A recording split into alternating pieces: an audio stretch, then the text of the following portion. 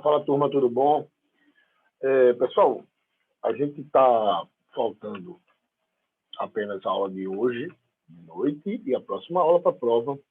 E aí eu decidi gravar esse assunto e vou fazer uma revisão na próxima aula também gravada. Para quê? Para que no dia 3, né? Dia 3, que é o dia da nossa prova,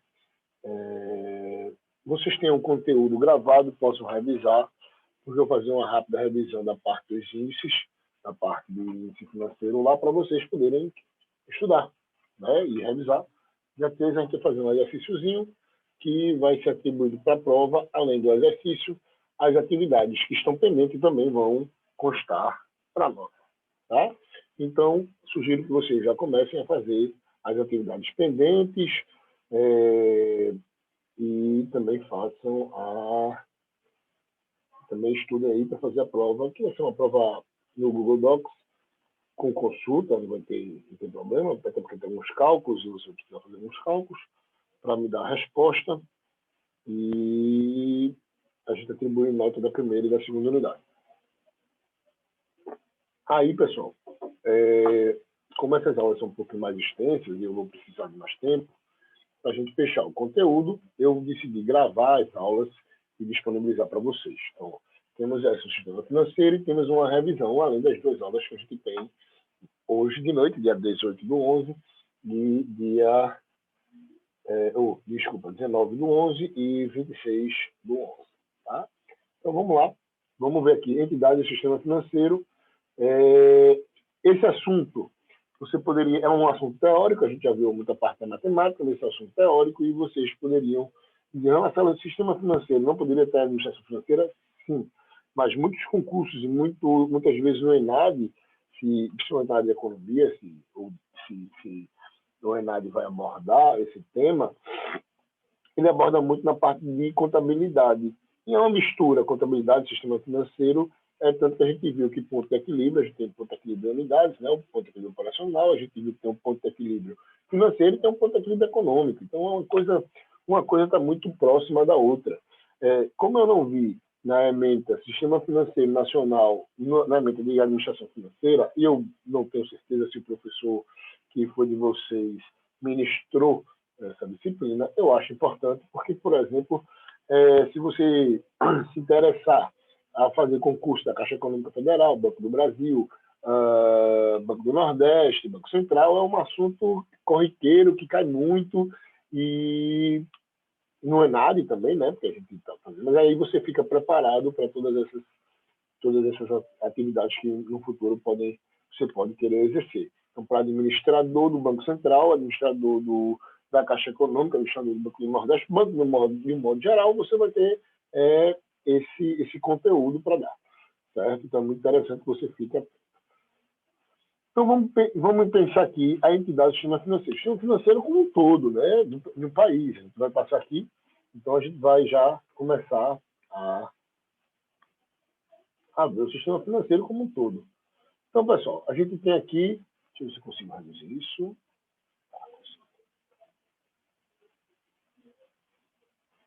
Então, o que foi que eu fiz aqui? Eu fiz um esqueminha onde a gente tem o Sistema Financeiro Nacional, certo? A gente tem o Sistema Financeiro Nacional aqui, e a gente tem alguns órgãos. Então, vamos pegar, por exemplo, os três principais órgãos. A gente chama os três principais órgãos aqui do sistema normativo, que a gente fala, eu fiz a divisão aqui, aqui, sistema normativo.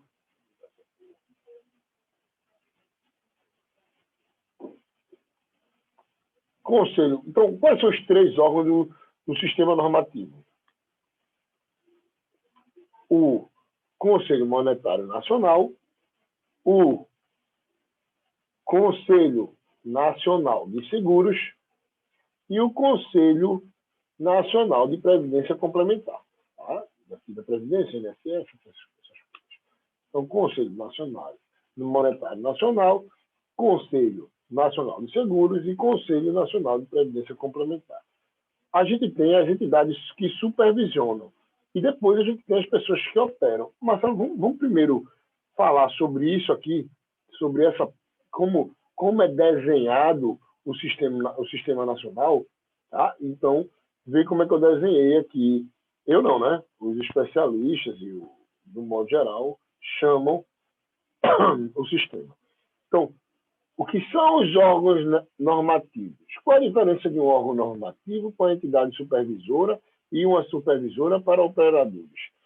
Pessoal, primeiro, eu vou começar pelos operadores. O nome já diz. É quem opera, é quem executa, é quem faz o trabalho acontecer. Tá? Eu não vou ficar... Daqui a pouco a gente vai ver as funções as funções e as obrigações de cada um, mas vê mesmo, banco, o Banco Itaú, a Caixa Econômica Federal, corretora de seguro, né? Todos eles são empresas que você está em contato diretamente. Você vai no banco, você vai no corretor, o corretor de seguro faz o seguro do teu carro. Então, tu vai viajar para o exterior, tem corretoras de câmbio, né? Então, se tu quer investir, tu tem a Bolsa de Valores. Então, vê que tudo isso aí tem empresas operando, fazendo acontecer, justamente as operadoras, tá? Então, vamos passar para a entidade supervisora. Quem são os supervisores? Quem é que está supervisionando algo? Quem é que supervisiona esses operadores? Essas entidades aqui, ó. Então, para cada um, o Conselho o Banco Central, a Comissão de Valores Imobiliários para o Conselho Monetário Nacional, a Superintendência de Seguros Privados, a SUSEP, e depois você tem a Superintendência Nacional de Previdência Complementar. Então, essas empresas aqui, elas supervisionam, eita, falei errado, péssimo, supervisionam as operadoras, tá? Elas estão prestando atenção. Se essas operadoras estão cumprindo o que é determinado por quem? Pelos órgãos normativos. Ou seja, os órgãos normativos criam normas, meu nome, criam normas, criam regras para as entidades supervisoras passar essas regras para as operadoras e as operadoras executarem. E, consequentemente, as supervisoras vão ficar de olho para ver se essas entidades aqui estão cumprindo o que essas determinaram, tá? Então, olha o que a gente está... Mas as supervisoras também emitem normas, sim. Elas emitem normas, sim. O Banco Central emite norma, a CVM emite norma, mas ela é apoiada pelo órgão normativo, CVM, Conselho Monetário Nacional, Conselho Nacional de Seguro Privado ou Conselho Nacional de Previdência. Então, pessoal, quando a gente trabalhar essa parte normativa, supervisores e operadores, você já sabe que são as empresas que criam as regras, que têm essa autonomia para criar, para desenvolver essas regras, para pensar essas regras. Tem as entidades supervisoras que, além de também criar, regulamentar as atividades das operadoras, ela também fiscaliza. Os órgãos normativos não fiscalizam como via de regra. Eles podem até ter uma punição ou outra, tá? Mas eles não são os órgãos fiscalizadores. Os órgãos fiscalizadores são os supervisores, tá? E os operadores têm que seguir, executam o trabalho e têm que seguir as normas e as regras emitidas pela supervisão e pelos órgãos normativos. Certo? Então, é isso aí. Vamos, então, começar a entender como é que o Sistema Nacional ele está desenhado. Tá? Então, vamos pegar aqui. Então, ó, são 3 órgãos normativos.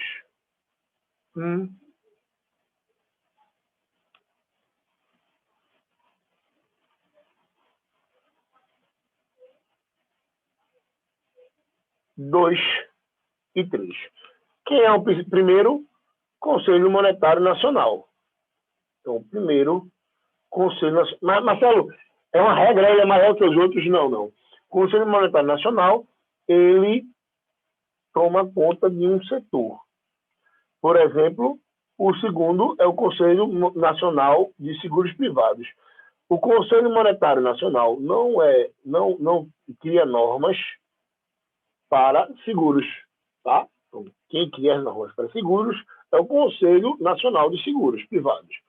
E o Conselho Nacional de Seguros Privados não cria normas para o Banco Central. Não influencia o Banco Central. Não traz votação sobre determinado assunto, etc. E tal. Por fim, o terceiro órgão normativo é o Conselho Nacional de Previdência Complementar, tá? Que aí ele vai falar sobre aposentadoria e etc. Complementar, previdência privada, tá? Que vocês têm no banco, tá? Então, esses são os 3 órgãos normativos que vocês têm. São o Conselho Monetário Nacional, o Conselho Nacional de Seguros Privados e o Conselho Nacional de Previdência Complementar. Iremos ver cada um deles, tá? Segundo colocado, vamos ver agora as entidades supervisoras. Então, para o Conselho Monetário Nacional, temos Banco Central e temos Comissão de Valores Imobiliários. O Banco Central vai supervisionar que operadores, já falamos operadores, instituições financeiras, tá? E demais instituições financeiras captadoras de depósito à vista, bancos, etc. e tal, né? Bancos de câmbio, outras instituições financeiras, que outras, Marcelo? Empresas, por exemplo, de financiamento de carro. Então, uma empresa pode ser, um banco, ele pode ter dentro dele mesmo diversas outras instituições financeiras. Um exemplo, uma financiadora de carro. Um exemplo, uma corretora de bens imobiliários. Tá? Então, ele pode ter dentro, mas são entidades historicamente diferentes, certo? Então, o Banco Central, ele supervisiona essas instituições, tá? E outros intermediários financeiros e administradores de recursos financeiros. Já a Comissão de Valores Imobiliários, ela toma conta da Bolsa de Valores, de Mercadorias e Futuros e Bolsa de Valores. Então, Bolsa de Mercadorias e Futuros e Bolsa de Valores. O que é isso aqui, Marcelo? Por que a diferença? Porque você na Bolsa de Valores, né, você tem ali a negociação de commodities, etc. e tal, e a gente também tem as ações. Tá? Então, pessoal, esse é o Conselho Monetário Nacional, a gente vai ver as funções e atribuições de cada um. Tá? O Conselho Monetário Nacional de Seguros, o nome já diz, Conselho de quê? De seguros privados. Tá? Então, a gente tem o Conselho Nacional e quem supervisioniza, o órgão que supervisiona o Banco Central dos Seguros é a Superintendência de Seguros Privados, SUSEP. Então, a SUSEP ela vai prestar atenção em resseguradores, sociedades seguradoras, sociedade de capitalização e entidades abertas à previdência complementar. Essa entidade, tem uma empresa chamada IRBR, que ela é uma resseguradora, se eu não me engano, que inclusive teve entrou em grande polêmica no último ano. Por quê? Porque ela fraudou a contabilidade, né? Então ela fraudou, a SUSEP não fiscalizou direito ou deixou, né, de fiscalizar, e essa empresa IRBR tinha ações na Bolsa de Valores e deu uma queda bastante significativa nas ações dessa empresa. Normalmente, quem deveria ter fiscalizado isso antes, na minha opinião, era a Superintendência de Seguros Privados. A empresa ainda existe, mas, se eu não me engano, as ações custavam R$50, hoje custam menos de R$7. Tá? Hoje, 18/11. Certo? Então, o que é assim? Aí vamos voltar aqui, só para a gente dar um exemplo prático da importância desses órgãos supervisores. E deixa eu só acabar o de previdência privada. Então, o Conselho Nacional de Previdência Complementar tem a Secretaria Nacional de Previdência Complementar e as entidades fechadas de Previdência Complementar, que não é o INSS, tá? É Previdência de banco, etc. e tal. Então, pessoal, eu vou ilustrar como a importância dessas entidades para a sociedade. O que é que essas entidades supervisoras trazem para a sociedade? Um negócio chamado segurança. A empresa, essas entidades, elas tendem a pegar essas entidades aqui, que são, na minha opinião, mais frágeis, e trazer uma segurança jurídica para a sociedade. Marcelo, como é isso? Vamos pensar aqui comigo.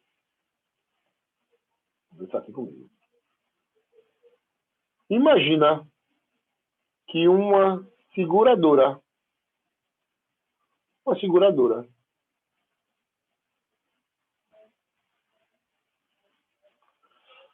receba de 100 mil clientes. Uma seguradora de carro, né? Vamos botar aqui, seguradora de carro. 100 mil clientes. Então, essa seguradora tem 100 mil clientes. Imagine que Deus o livre, mas imagine que essa seguradora recebe em dia os seguros e existe uma enchente num dia lá. Choveu muito em São Paulo. Vamos dizer que a seguradora seja de São Paulo. E choveu muito em São Paulo. E teve uma enchente e desses 100 mil carros, 80 mil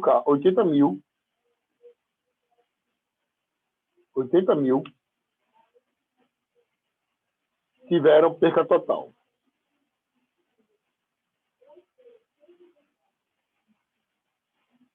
E essa seguradora agora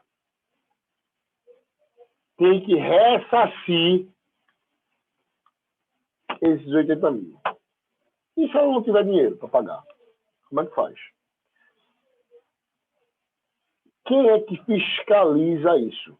É justamente a Superintendência de Seguros Privados. Ele fiscaliza para ver se as empresas de seguros têm valor em caixa, valor de segurança, depósitos de garantia, para quê? Para que as pessoas tenham a segurança de pagar o seguro e, se caso acontecer, elas recebam. E existe falha no mercado? Existe. Mas o que a gente está querendo aqui é criar um mecanismo, uma instituição que assegure que aquela determinada empresa ela não vai dar um calote no mercado. Ela não assegura, mas ela fiscaliza isso. Isso é importante. Ó, eu lembro de aí vamos sair dessa esfera e vamos para a esfera de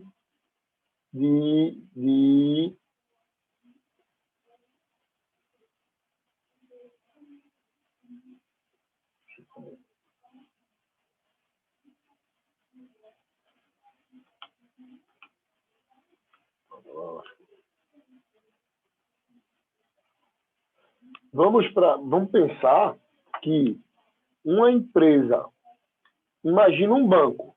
Isso aconteceu, gente. Isso pode acontecer, né? Na verdade, imagina um banco. Se você tiver 50 mil depositado, sei lá, o valor depositado lá no banco. E se o banco decretar falência?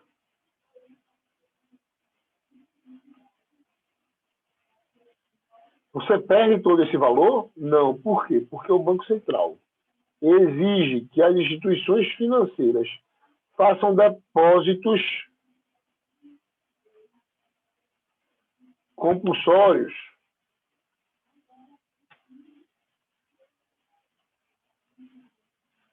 Para quê? Para garantir